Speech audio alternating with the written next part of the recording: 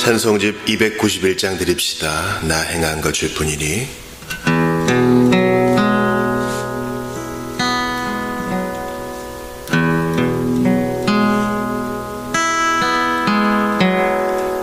나 행한 것 죄뿐이니 주 예수께 비옵기는 나의 몸과 나의 맘을 깨끗하게 하옵소서.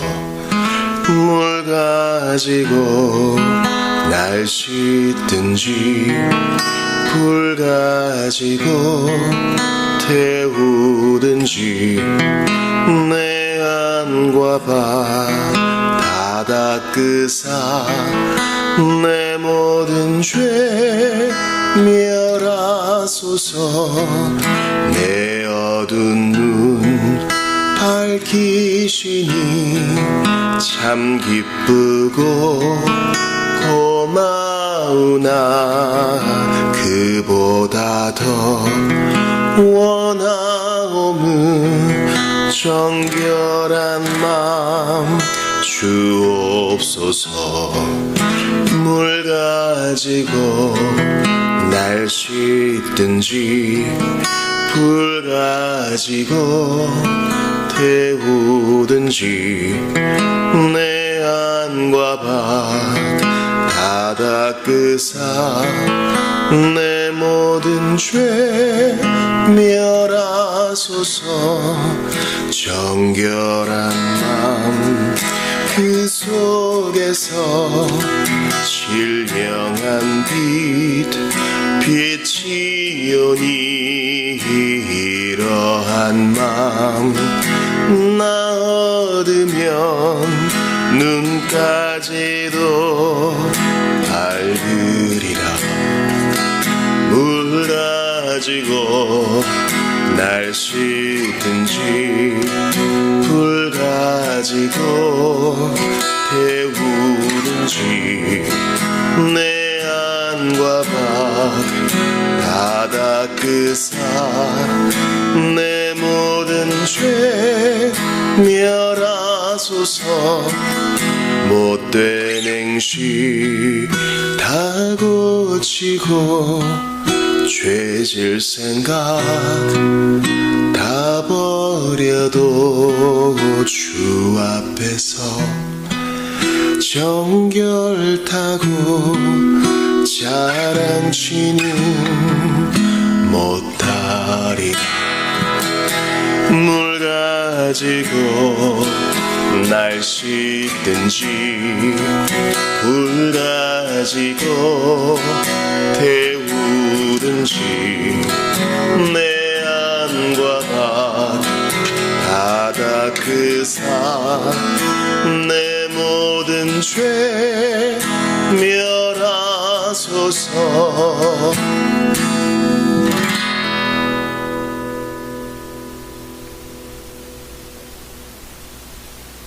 기도드립시다.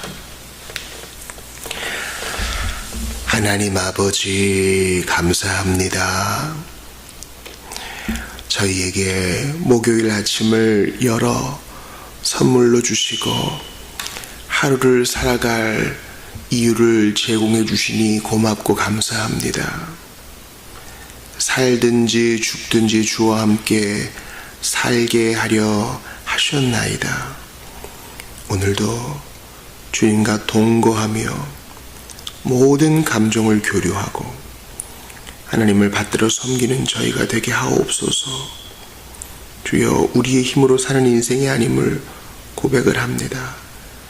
정말 하나님의 초자연적이고 신비적인 능력으로 저희를 붙들어 주시지 않았다면 저희는 도저히 살 수 없사오니 오늘도 신묘막측한 그 은혜 속에 저희를 거하게 하시고 모든 악에서 건져주시며 주의 영광을 위한 적극적인 사명의 길 걷게 하소서. 주님, 이 아침에 북부 나이지리아를 위해 기도합니다.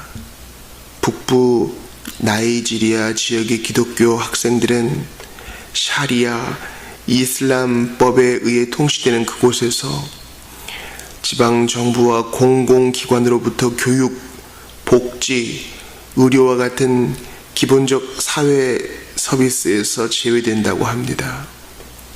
주님, 그들을 불쌍히 여겨주소서. 특히 아이들이 교육의 권리에서 배제되어 어려움이 크다고 하는데, 이슬람 환경 속에서 신앙 꺾지 않고 예수님의 십자가를 높이 들고 불편함을 무릅쓰고 신앙 지키는 이들 하나님께서 배나 사랑하여 주시옵소서. 그리고 저희도 바로 이 땅에서 혼잡한 이 나라와 사회, 여기저기 멍든 사람들 사이에서 빛된 신자의 삶을 잘 감당해내기 원하오니 영혼의 햇빛 예수님 더 밝게 비추어 주옵소서. 더 잘 반사시켜 오늘도 필요한 자들을 비추게 하옵소서. 이 아침에 우리 교우들을 위해 기도합니다. 우리 교우들 마음에 눈물이 있습니다. 그리고 깨어진 가정들도 있습니다. 하나같이 불쌍히 여겨주시고 피할 길을 열어 주시옵소서. 인내가 부족함이 없도록 주님 도와 주시옵소서. 굽어 살펴 주옵소서. 이 아침에 디모데전서 말씀 봅니다. 주께서 교훈하여 주시고 하나님 말씀이 우리 영혼의 양약이 된다는 것을 실제적으로 가르쳐 보여주옵소서. 감사와 찬양을 돌립니다. 예수님 이름으로 기도합니다. 아멘. 하나님 말씀 디모데전서 1장입니다.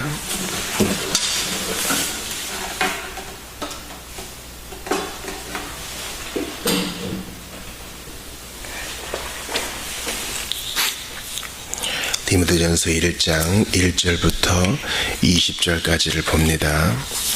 우리 구주 하나님과 우리의 소망이신 그리스도 예수의 명령을 따라 그리스도 예수의 사도된 바울은 믿음 안에서 참 아들된 디모데에게 편지하노니, 하나님 아버지와 그리스도 예수 우리 주께로부터 은혜와 긍휼과 평강이 네게 있을지어다. 내가 마게도냐로 갈 때에 너를 권하여 에베소에 머물라 한 것은 어떤 사람들을 명하여 다른 교훈을 가르치지 말며 신화와 족보에 끝없이 몰두하지 말게 하려 함이라. 이런 것은 믿음 안에 있는 하나님의 경륜을 이룸보다 도리어 변론을 내는 것이라. 이 교훈의 목적은 청결한 양심과 선한 양심과 거짓이 없는 믿음에서 나오는 사랑기관을 사람들이 이에서 벗어나 헛된 말에 빠져 율법의 선생이 되려 하나 자기가 말하는 것이나 자기가 확증하는 것도 깨닫지 못하는도다. 그러나 율법은 사람이 그것을 적법하게만 쓰면 선한 것임을 우리는 아노라.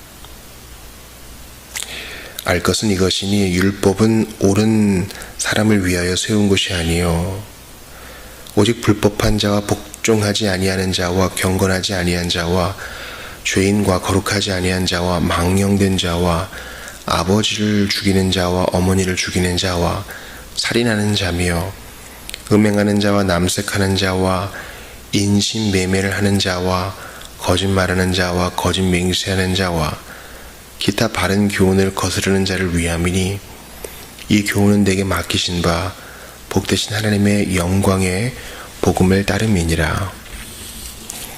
나를 능하게 하신 그리스도 예수 우리 주께 내가 감사함은 나를 충성되이 여겨 내게 직분을 맡기심이니, 내가 전에는 비방자요 박해자요 폭행자였으나 도리어 긍휼을 입은 것은 내가 믿지 아니할 때에 알지 못하고 행하였습니다.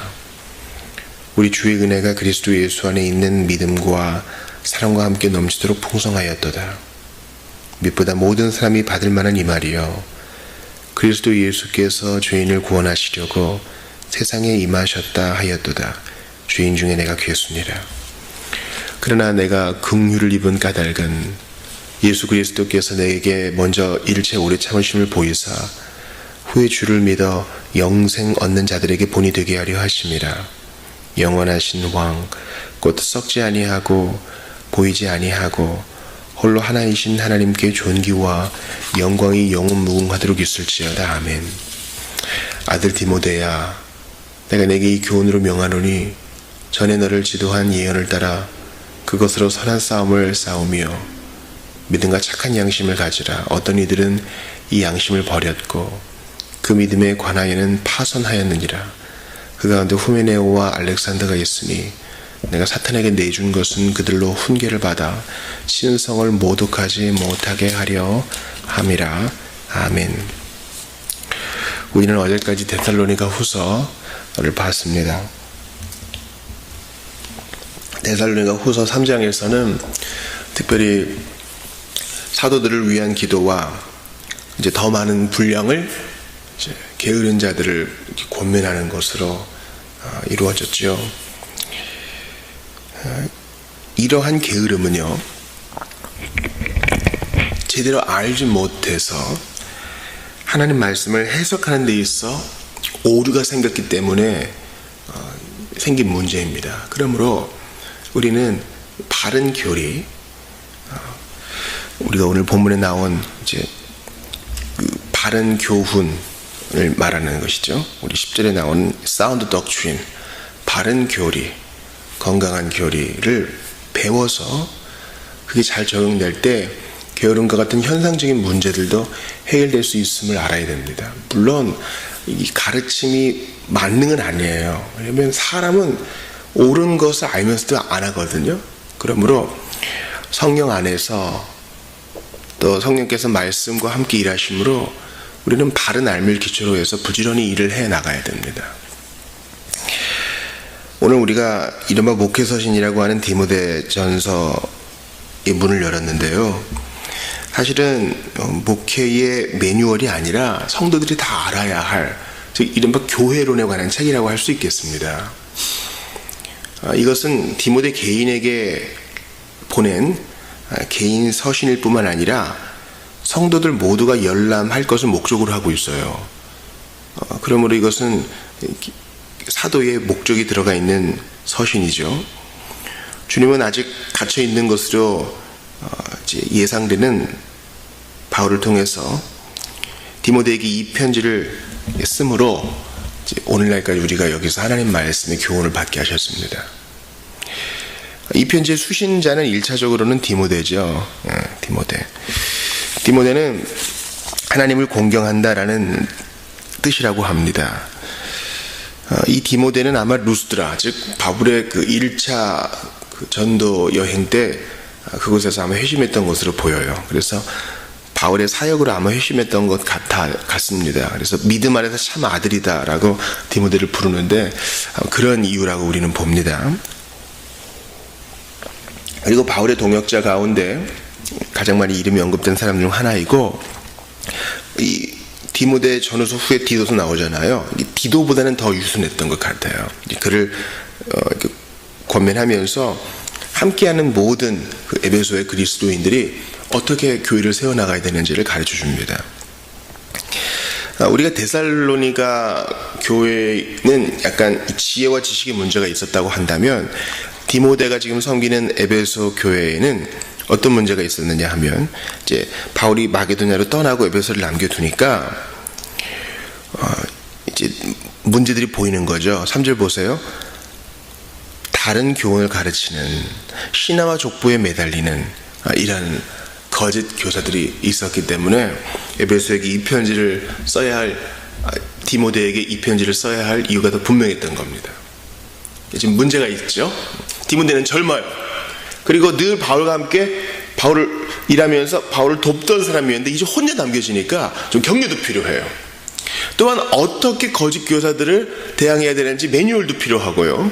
또 이 편지를 같이 읽는, 당시에는 글을 많이 모르고 우리 예배 중에 이 성경을 이렇게 읽는 것이 중요한 그 예식이었어요. 이 편지를 같이 읽음으로 교회가 또 하나 되는 계기가 되죠. 어찌됐거나 에베소 교회는 지금 거짓 교사에 대한 문제가 있는 겁니다. 그 거짓 교사는 뭐 신화 족보 이런 것이죠. 변론을 내고, 이것에 대해서 이제 바울은 율법에 대한 잘못된 적용이다 그렇게 얘기합니다. 법을 잘못 쓰고 있다 그렇게 얘기합니다. 그러나 우리가 전하는 바른 교훈은 5절을 보니까 사랑을 이끌어낸다. 그들의 교훈은 변론만 이끌어내는데 뭐 정해진 게 없고 말싸움만 일으키는데, 우리의 교훈은, 참된 복음사역은 사랑으로 반드시 열매가 맺혀진다라는 것을 강조합니다. 디모데야, 에베소 교회도 그러해야 한다.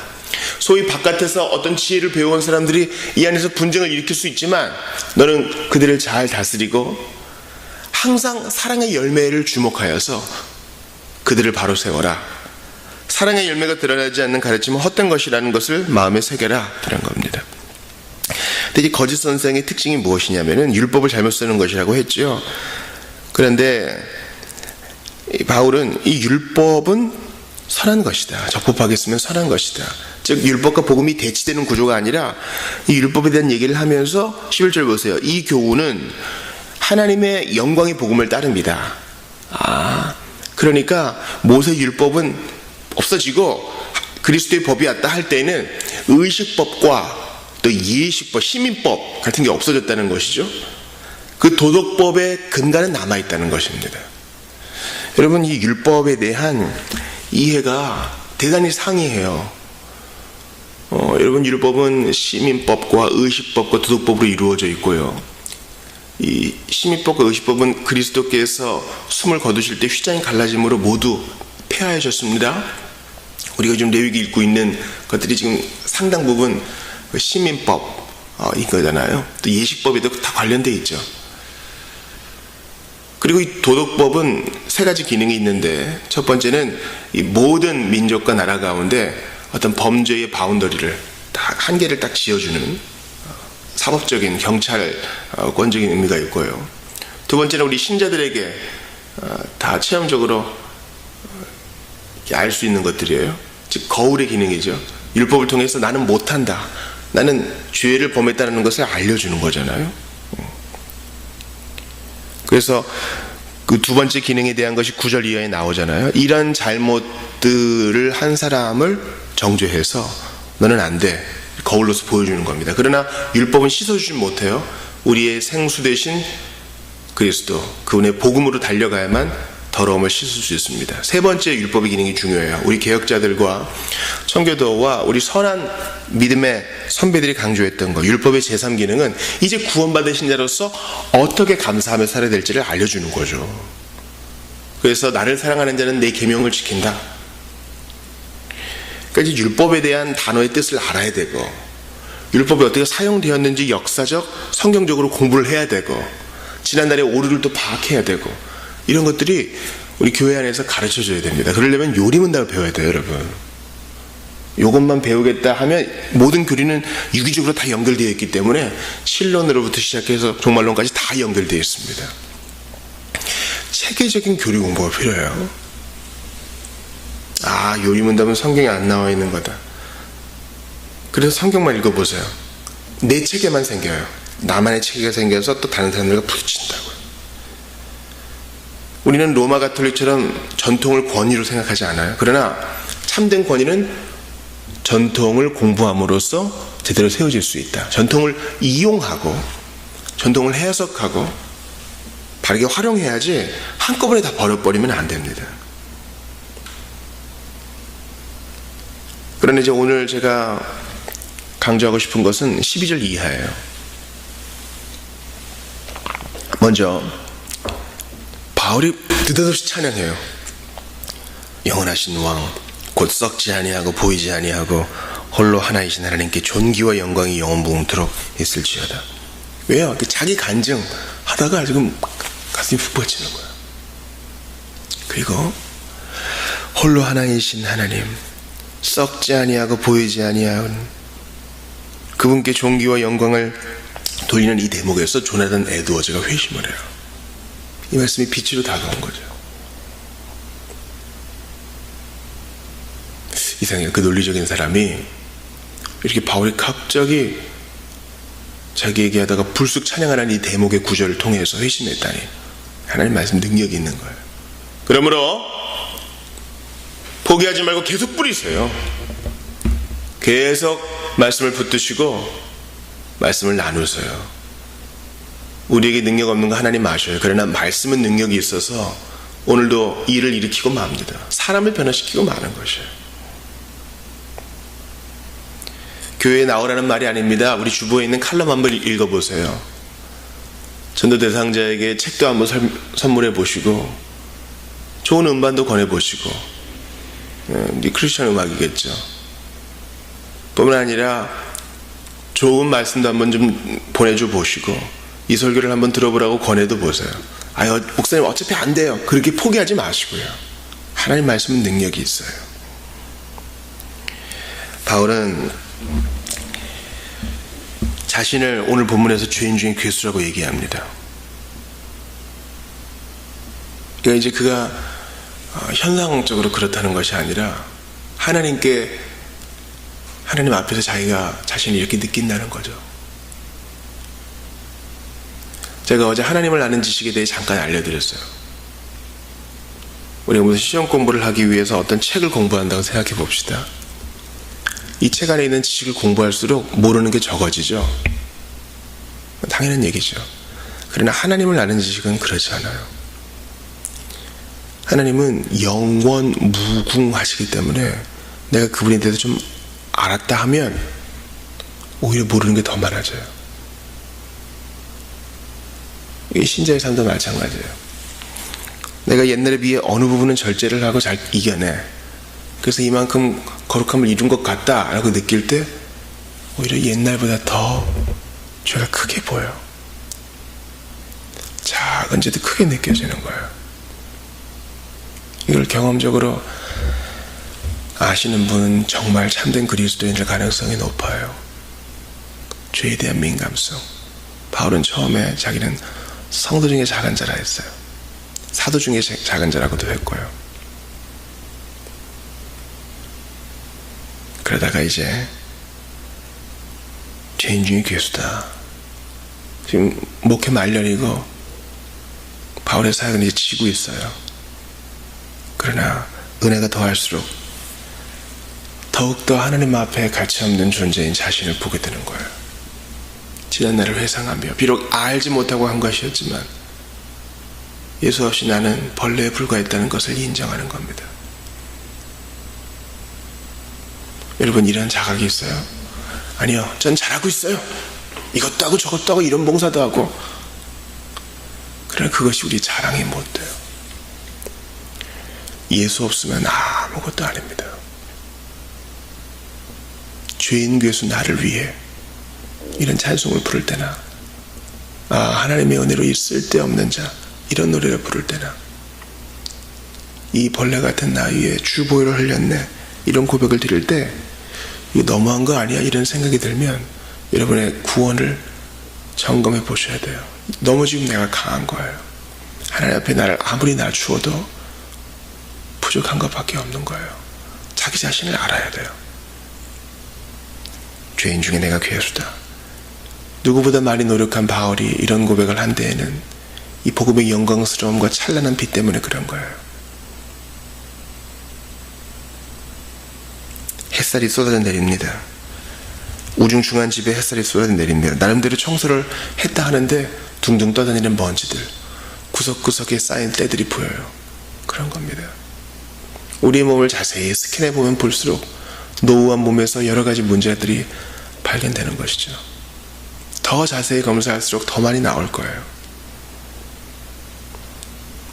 이것은 뭡니까? 무엇을 이루었다 하는 신자도 결국 하나님 앞에는 은혜를 받아야 될 미물에 불과하다는 사실입니다. 그런데 주님은 이 미물에게 그 사랑을 보이셔서 오늘도 그 사랑 아니면 안 될 것처럼 사랑하십니다. 이게 우리를 감동시키는 거예요. 하나님은 우리를 강압하시지 않아요. 죄인 중에 괴수인 우리를 깨닫게 하시고 그럼에도 불구하고 사랑 주시는 그 은혜를 체험적으로 알게 하셔서 오늘도 자원하여 섬기게 하십니다. 더 이상 법에 매인 게 아니죠. 감사해서 뭐 좀 할 게 없을까요? 하나님을 사랑하는 자는 그의 계명을 지키라. 그의 말씀대로 살려고 아둥바둥합니다. 부족해도요. 이게 참된 그리스도인의 삶이에요. 사랑하는 여러분, 바울의 경험을 여러분의 것으로 삼으십시오. 저 이렇습니다 고백할 수 있기를 바랍니다. 죄인 중에 내가 예수다. 내 몸을 살라 드릴지라도 부족한 것밖에 없습니다.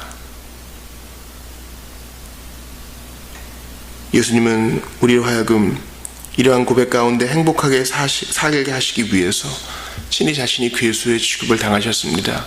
죄인의 취급을 당하셨습니다. 죄인들이 올라가야 되는 그 십자가 형틀에 올라가셨습니다. 괴수와 같은 강도들과 함께 죽임을 당하셨습니다. 괴수와 같은 폭도들에 의해 사형집행을 언도받으셨습니다. 죄인 중에 하나로 여김을 받으셨습니다. 우리를 위해 그렇게 하셨습니다. 그러므로 내가 바로 거기에 달려야 했던 죄인이요 괴수요 죄인 중에 괴수였는데 그리스도께서 대신 달리심으로 새로운 삶을 주신 것에 감사하며 오늘도 그 복음의 변혁적인 삶 가운데 자신을 드리는 여러분들 다 되시기 바랍니다. 기도합시다. 하나님 아버지,